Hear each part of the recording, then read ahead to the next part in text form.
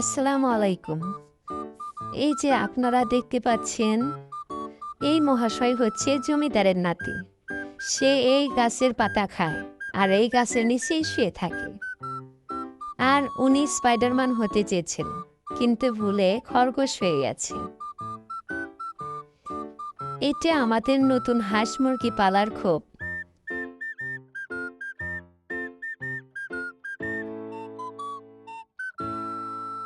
এই হচ্ছে মুরগি।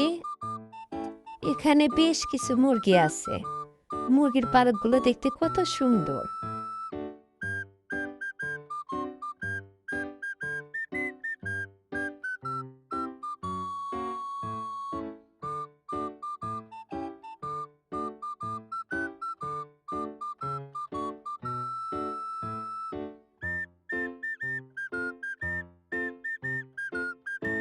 এইগুলো রাজহাঁসের বাচ্চা, এদের একটু পানি খেতে দিলাম। আবার পরে আমার শখের হাঁস মুরগি খরগোশের ভিডিও দেব। আসসালামু আলাইকুম।